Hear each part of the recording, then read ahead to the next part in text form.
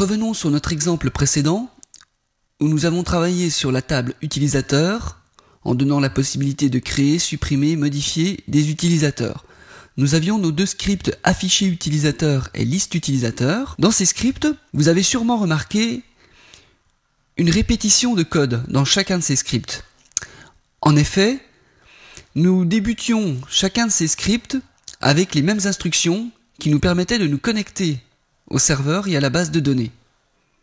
Vous remarquez, ces lignes de code là, celles-ci sont exactement les mêmes. Il est facile de comprendre que pour une application web, ces instructions sont nécessaires et importantes. Aussi, il est donc intéressant, plutôt que de copier à chaque fois ces lignes de code, d'en faire une fonction. Nous allons donc copier ces instructions et en faire une fonction. Je crée un nouveau fichier dans lequel je colle mon code, j'enregistre mon fichier, je vais l'appeler fonction utilisateur.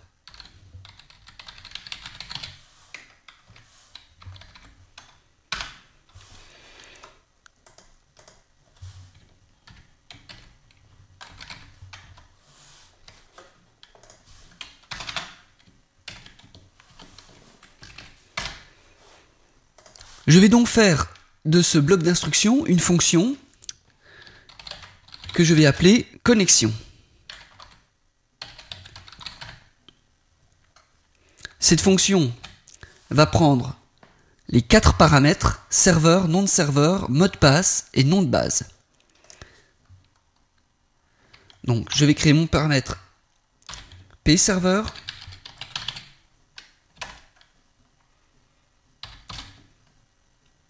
nom serveur,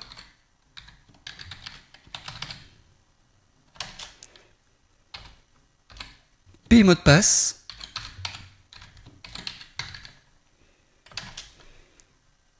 et nom de base.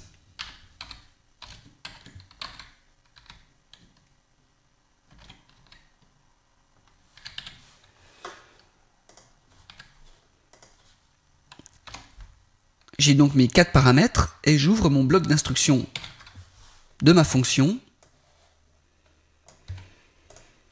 que je ferme ici. Je vais faire en sorte que cette fonction me retourne la connexion qui vient d'être établie. Donc je vais mettre une instruction return qui va renvoyer ma connexion.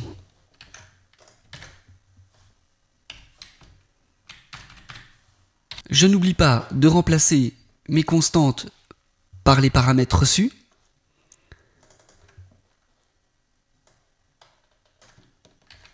Donc ma constante serveur va être remplacée par mon paramètre pserveur.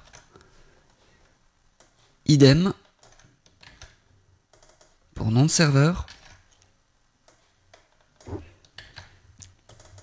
Pour mot de passe.